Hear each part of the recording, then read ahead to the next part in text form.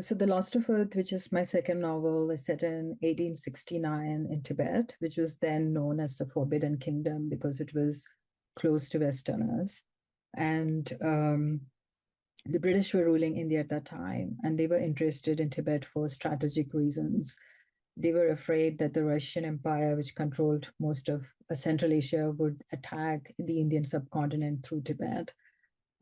So they wanted geographical knowledge of Tibet, but it was difficult for them to go into the region. And Tibet, in general, to this day, it's very difficult to access. It's a region with very high altitudes and um, difficult to cross into Tibet by foot from India through the Himalayan mountains.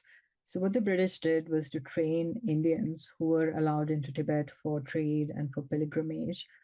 Um, a number of sites which are which are sacred in Hinduism and Buddhism are located in Tibet. So Indians were always allowed into Tibet. So what the British did was to train Indians in very rudimentary aspects of cartography, and they sent them to Tibet to map the region using their own bodies as surveying instruments. So my novel is based on these real stories of Indian spy surveyors who went into Tibet and mapped Tibet for the British. I was interested in looking at that, experience of doing something that essentially constituted a betrayal of Tibetans, with whom these spy surveyors would have much more, cultural affinity with than the British. And I was wondering about their motivations and what prompted them to do it, and why they sided with the, essentially the British, the colonizer. So, those were some of the questions that started off the book. And then as I was researching these explorations in the 19th century, I came across accounts of women who had traveled to Tibet. And I found that fascinating as well because it was, the Victorian times, women didn't have a lot of freedoms and they were wearing very restrictive clothing. So I was wondering, how did they climb these high altitudes in Tibet, where the average altitude is typically 13,000 feet? And how did they negotiate that landscape, wearing their long flowing skirts and perhaps even corsets? And why did they make those journeys?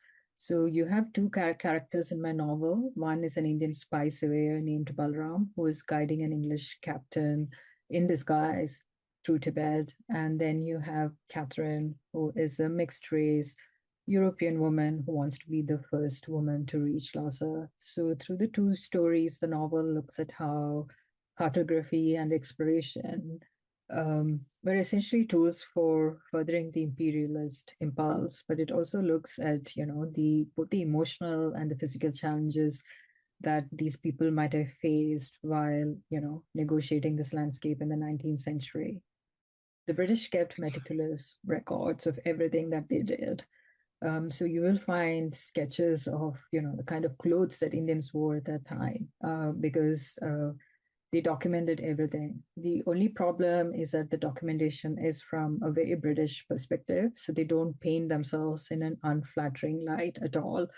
So they were essentially, they were colonizing a country. They were treating Indians as second class citizens in their own region. They were stripping Indians of rights. They were exploiting, the Indian subcontinent for resources. They were taking away minerals, diamonds, textiles, anything that you can think of. They were taking that away, leaving India a very poor country. But you don't find records of that. You don't find any record of the Indian experience in the archives. So essentially, you have all these documents which the British officials submitted at the Royal Geographical Society in London, where they read out accounts of the Indians who traveled to Tibet and brought back information. So the Indians, what we have in writing from them are really just basic route maps and, very basic geographical information, such as this is the altitude here, or this was the boiling point of water. Now, what were they thinking when they were undertaking these expeditions? What was the experience? We don't have details on any of that. And the British officials don't write about that. They're presenting a very British point of view. They sometimes blame Indians for, turning back when there was a lot of danger, saying it's, if they had more courage, they would have pressed on with this expedition. So that's the kind of information that you have in the existing records. So the challenge was to figure out, what was the Indian consciousness at that time.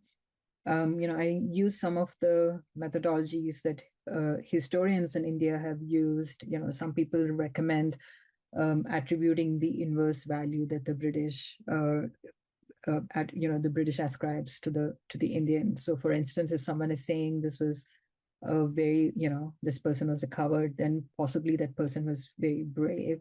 I won't go into the whole details, behind these methodologies, but there was something, I used some of the work which is done by historians to be able to read the archives.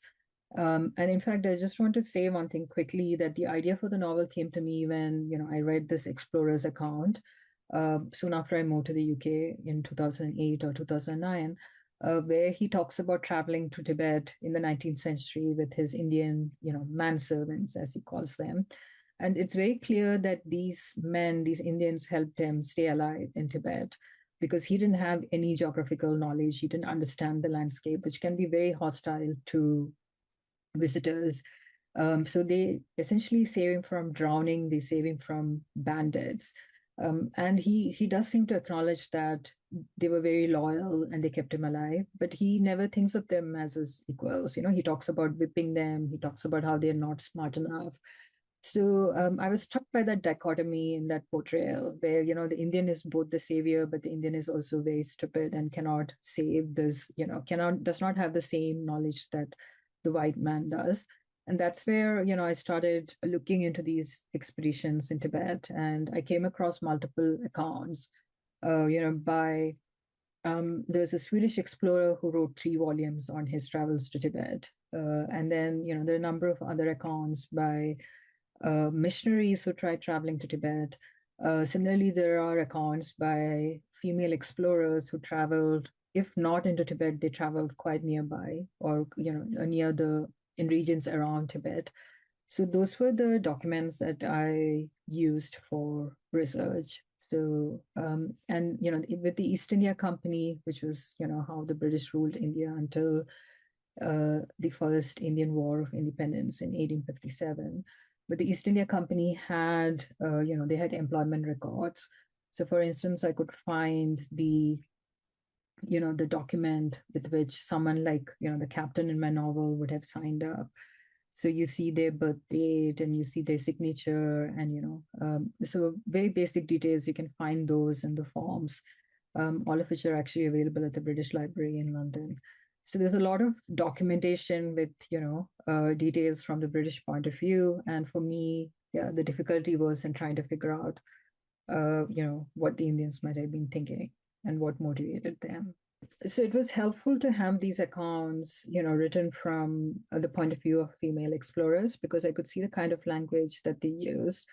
And a constraint I set for myself in writing this novel was to only use words, that were in existence at that time.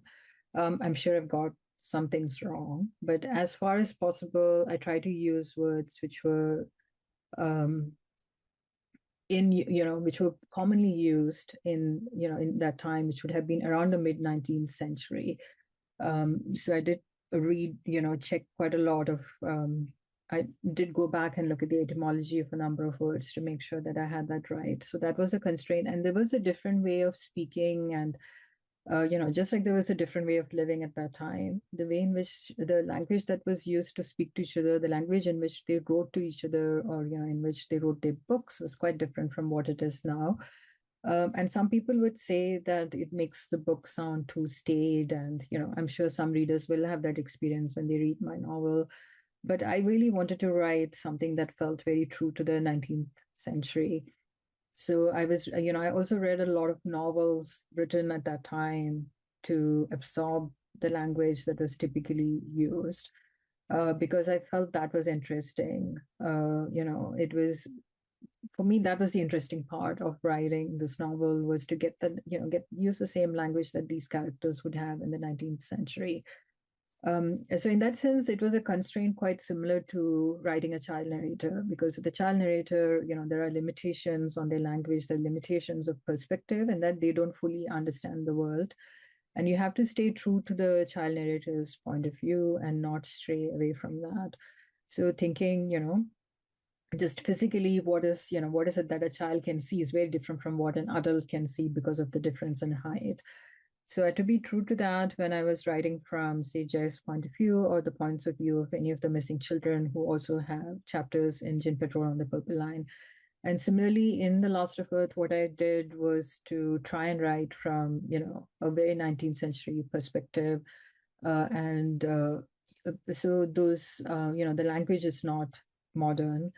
And also, just in terms of how these characters relate to the world, they would have had, faith, religion would have played a much bigger role than it does today in people's lives. And so I gave space in the novel for all that as well.